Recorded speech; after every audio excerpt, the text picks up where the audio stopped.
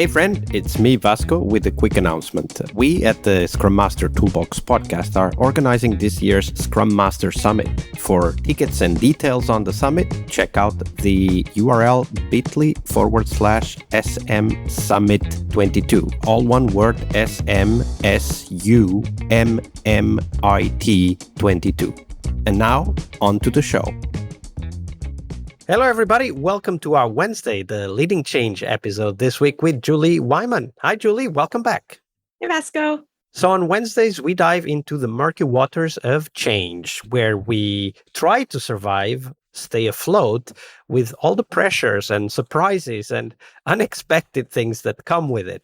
Change is indeed a constant for us as Scrum Masters. And of course, therefore, we need to learn not only to survive change, but to thrive in change, as it is our role to bring change to many of the teams, people, and organizations we work with. So let's dive into that, Julie. Tell us a story of a change process you were involved with and walk us through, how it developed, but also highlight for us those moments where you use the tool that you learned something, a tip or a trick or a technique that you still use today.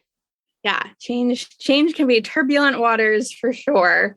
But yeah, the story that I'm reflecting on I was brought in with a few colleagues to support, an agile transformation, which is, a large undertaking if ever there was one, because, transformation is a lofty goal.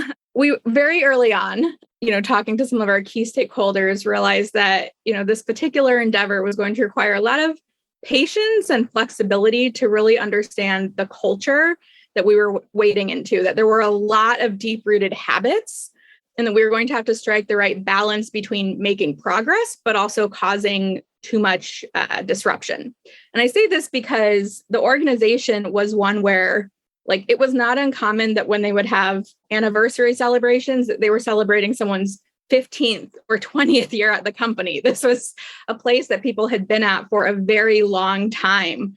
And so people were, fairly set in their ways. So we started by just doing some interviews, just trying to talk to people to kind of understand the current state so we could know mindsets, pain points, and goals. And we really looked at that data and tried to think about where could we have some actionable recommendations to share. And one of them that came out of that was to actually recommend that they started with Kanban. They had come in with an initial assumption that, agile transformation equaled Scrum, right? In their mind, I think they'd taken the one class and that was just sort of what they'd translated it to. And we wanted to recommend that, based on where they were at right then, we thought Kanban could actually be a better fit for their needs. We didn't have a ton of positional power. They had a very traditional waterfall approach to begin with. A lot of people, like I said, had been there a long time. And so we thought that Kanban was going to allow us to be better partners with them, to evolve together towards agility rather than a bigger shift and more upfront change that Scrum would probably have required for them. It would have felt like more of an upfront change. And so we really phrase it as this start where you are. Let's, actually just visualize, let's improve, yes, but let's make sure that we're emphasizing the current practices that are already working so that people don't feel like, a lot of people felt like, well, what we're doing isn't so bad, because the thing is these teams were delivering.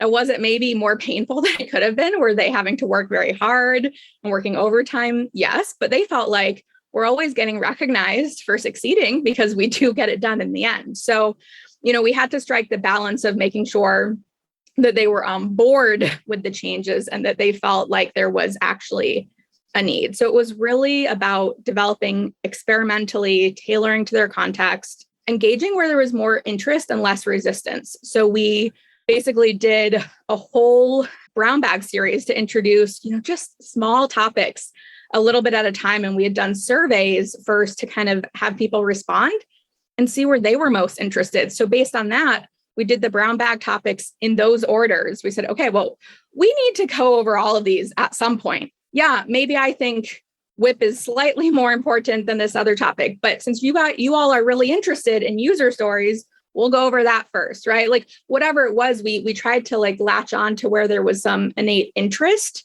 and kind of hone in on that. And so that's really what we did. We placed a lot more emphasis on principles over practices. So we were less rigid about the exact practices and the exact time, and really tried to respect their unique history and context and roles. And the roles was something that I wasn't expecting that really came out in this process. So there was a development manager, like I said, had been there almost 20 years. And one of her very early concerns was just about her title. She had a lot of anxiety. She would have been, she was a manager of the team. She would have probably in a Scrum model, at least in the beginning, roughly been the person that, was labeled the Scrum Master. And she really did not want to be referred to as a Scrum Master. She's like, I went through a lot of school. I worked really hard to get my, advanced degree as an engineer. That's not her identity, was not one of a Scrum Master. So the fact that she was a senior manager, the fact that she was an engineer is how she saw her identity and the value that she provided to the organization. And it would have actually been somewhat threatening to her to try to have the team refer to her as a Scrum Master. So we were like, the title is not important. Well, so that's a very important story to bring in the idea that Scrum was not made for the organizations that we currently work with. And you were talking about Kanban maybe being a better fit here, but one of the things that comes with that is also that sometimes Scrum, just because of the roles that it brings with it, creates this, it's not even resistance, it's chaos, it's confusion, right? I remember many line managers or middle managers, that had one or two teams or maybe a couple more teams under them, to be completely threatened by the idea of their teams using Scrum, to the point of completely forbidding even the use of the word Scrum in their teams. And we have to, as Scrum Masters, we have to recognize that the raw material we work with is people's identity and emotions. We don't work with code, at least many of us don't, right? And we certainly can't force anyone to do anything if they don't want to do it already. So we need to accept that actually part of this change leadership role we are talking about is about learning to work with people's emotions, with people's expectations, not against them, but actually to use them as a catalyst, even perhaps for the whole change process that needs to happen. Yeah. And in this case, there was, it was interesting because the stakeholder who had brought us in, who was technically leading it, had a background that was, more directing herself, right? Had been very hands-on, but was asking theoretically for the change, right? So again, we don't, just because someone asks for it doesn't mean that you're always going to get the support, right? So we wanted to do it in a way that it wasn't just going to fail instantly and show that it couldn't work, which is why we wanted it to be kind of so incremental, right? So we started by setting up the Kanban boards, just visualizing initially, visualize what are you doing? First, visualize with no WIP limits, right? Measure a little bit. Then we actually did, and we started having, retros, started just some things that were less threatening. Okay, we can have a stand up. That's a little bit similar to their team meeting, a slightly different structure, but that's, familiar enough. We can have retros, we can provide feedback. Now, this other manager who had been threatened by the idea of the role change was a very supportive person for her team, had a lot of ideas. In the beginning of those retros, was often the person who would speak up first, who would always share her ideas first, but was very open to coaching to say, hey, you often, the team really listens to you. But when you go first, they're likely to just agree. They may not share as much, right? So took that feedback and really over time was willing to change because she hadn't had to change her title. She could continue to operate. So she was willing to partner with us, I think, a lot more initially than she might have if we had instantly said, okay, you have to serve in this role. You have to do, exactly all these ceremonies up front, because we kind of layered it in. And then we were able to, start measuring and introduce kind of one thing at a time and help people understand. It wasn't just all of a sudden metrics pop up, we're capturing for you. It was, do a brown bag, explain what's the concept behind WIP, actually do a hands-on simulation, right? So people understand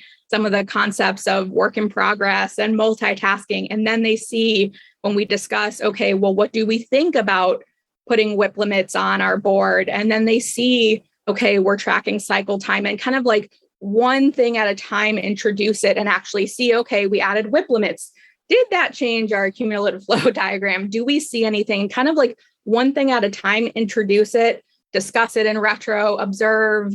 And we only started with, one team, then brought 2 more teams on. And so it felt a little safer to experiment with one, see how it was going. Okay, roll it out, right? And then brought everyone in. And actually, to some extent, the fact that one team started, then it was a little bit more of, oh, well, look at them. Like, when are we going to start being able to do that? As opposed to all of a sudden, everyone has to change at once and, feeling like it was pushed out on them. Yeah, absolutely. Create a little bit of pool in the organization where people can start to come to you and ask for your help, which is the best way to get the change to progress. Great story. Thank you for sharing that, Julie.